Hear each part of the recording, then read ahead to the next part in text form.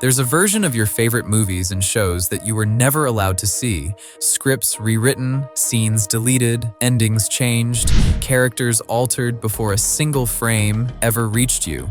We're talking about children's cartoons with rewritten endings, superhero franchises built inside secret contracts, and a screenwriter who tried to tell the wrong story and was later found dead with both hands missing. It's not a coincidence that every Hollywood film about the CIA makes the CIA look good.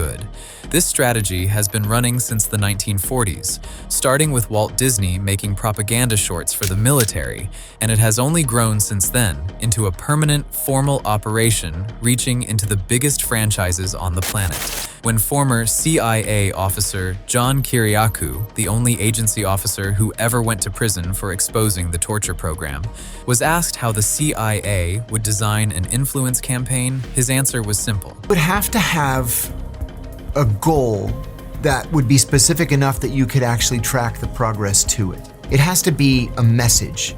You've got to be able to get a specific, well-honed message out there. And the message can be anything. It could be, love the CIA, we're the good guys. It could be support the overthrow of the Iranian government. It could be anything you want it to be.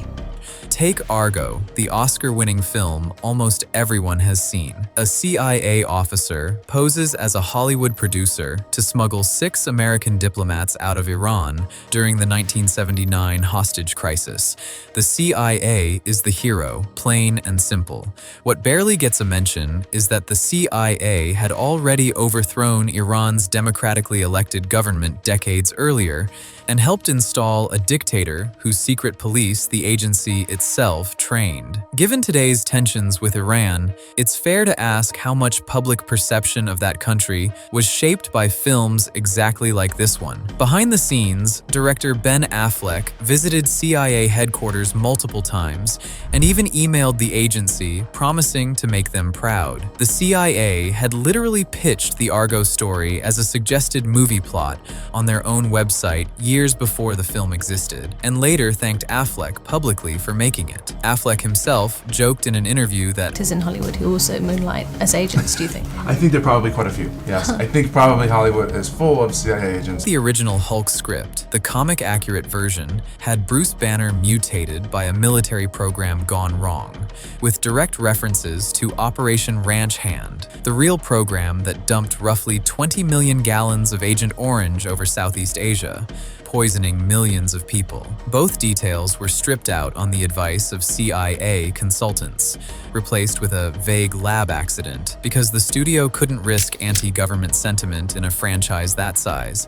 In Transformers, a Pentagon liaison didn't just cut lines, he added one, inserting "bring him home" after an attack on US troops, specifically to reinforce military values. Nearly the entire Marvel Cinematic Universe, the biggest franchise in history, was built this way from the ground up. Captain Marvel got full Air Force support, and the Air Force was promoting the film on social media before Marvel even started its own marketing. Both Captain Marvel and Black Panther were used directly in military recruitment campaigns, and there was a documented spike in female applicants to the Air Force Academy afterward. Insiders literally called it the Captain Marvel effect. Iron Man leaned on $1 billion of Pentagon equipment, and there were real fights on set. A Pentagon liaison objected to a line about people killing themselves for military opportunities, and the standoff played out in front of 200 crew members on an airbase runway.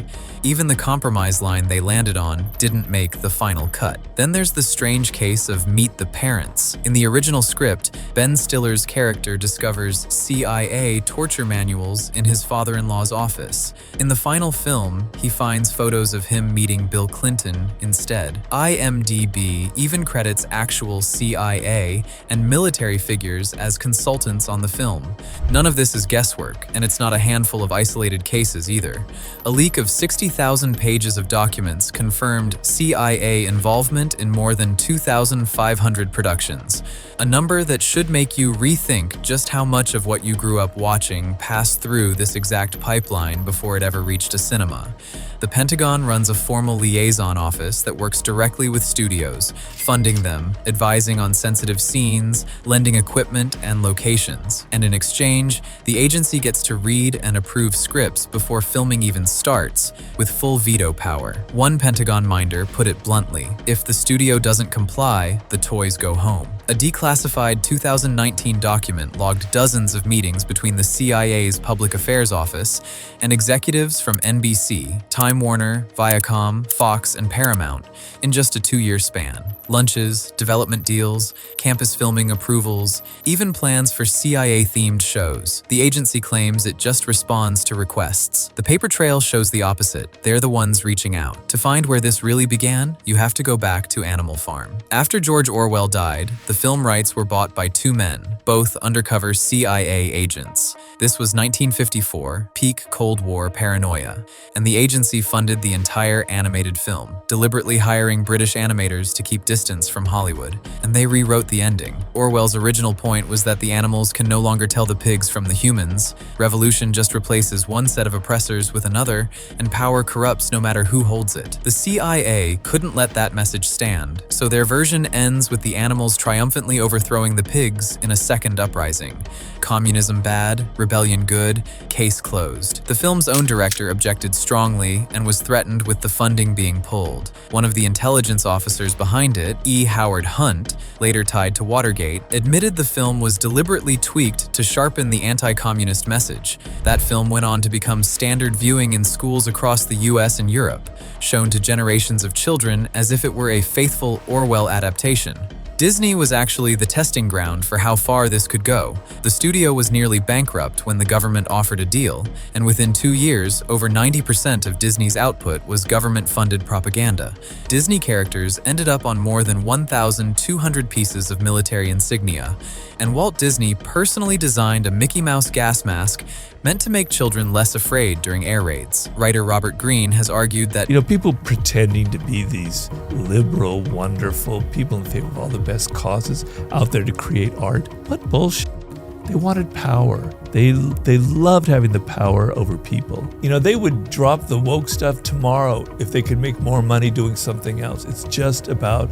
That brings us to Gary Devore, a working Hollywood screenwriter with real credits: Raw Deal, The Dogs of War, Backroads. He warned his own wife that she might get calls from a government agency and not to worry about it. Over the years, those calls kept coming, and increasingly, they came from the CIA. Devore was deep into a script about the US invasion of Panama. Something was bothering him. He wasn't really in the conversation. He was having trouble with the script he was writing. And she talked more about not the script, but about a government. A massive search followed. Foot patrols, helicopters, a $100,000 reward, and nothing. Over a year later, his car was found submerged at the bottom of a California aqueduct. His laptop with the script was missing, his gun was missing, and his hands were missing. Within a week of his disappearance, agents from the FBI, CIA, NSA, and Department of Defense had already been to his home, and his computer was wiped. A researcher who investigated the case years later says he was directly warned to back off. The case is still officially open. The impact of all this shows up most clearly around torture. Kiriakou says Hollywood's most dangerous myth is the idea that torture actually stopped attacks, a myth he calls flatly untrue and dangerous precisely because it shapes public opinion. He points to Zero Dark 30, about the hunt for Osama bin Laden, as the clearest example. The CIA gave the filmmakers classified briefings, including access to a classified mock-up of the bin Laden compound, and the film frames torture as the thing that led investigators to him. Kiriakou calls that a lie. This was a film that the CIA made a policy decision on that it was going to cooperate fully, to the point where classified mock-up of the bin Laden compound. Okay, that's chargeable under the Espionage Act. The CIA just turned it over. The reach goes well beyond film sets. The CIA's own venture capital arm, In-Q-Tel, has funded tech since 1999, including the mapping startup that became Google Earth and early investment in Palantir. There's a whole CIA directorate built just to engage with Silicon Valley. On top of that, Hollywood's biggest talent agency operates out of a building close enough to the agency world that industry insiders half-jokingly call it the Death Star. And you go to that building, and they call it like the Death Star. There are politicians who are being represented by CAA, athletes, tech bros, influencers. Insiders say the agency is actively developing an approach for podcasts now, the same way it developed one for Hollywood decades ago. Meanwhile, media ownership keeps consolidating into fewer hands. Larry Ellison's Oracle now controls TikTok's US moderation and just acquired Paramount, with a bid for Warner Brothers Discovery that would add CNN, HBO, Cartoon Network, and half a dozen more networks under one roof. Oracle itself has held CIA and Department of Defense contracts for decades. Whatever you call it, the pipeline from message to audience has never been shorter or more concentrated. There's a straight line from wartime propaganda reels to Captain Marvel recruitment ads to Google Earth tracking your location. The methods evolve, but the principle never changes. Land the message, repeat it enough, and eventually nobody thinks to question it. A screenwriter at the bottom of a canal with no hands, a researcher warned to walk away. Maybe that's exactly why so few people ever try. This isn't a theory about Hollywood. It's what 60,000 pages of declassified documents confirm has already happened and is still happening to the stories you grew up on. The honest truth is, we don't fully know how deep this actually goes, or how much of the media landscape around us is shaped just enough to keep a thin surface of authenticity, while the underlying message is carefully managed somewhere upstream. What we do know is that agencies like the CIA don't spend this kind of money and effort on something that doesn't work. So next time you're watching your favorite movie or show, ask yourself, can you really take it at face value? And if you can, ask how much longer you think that's going to stay true.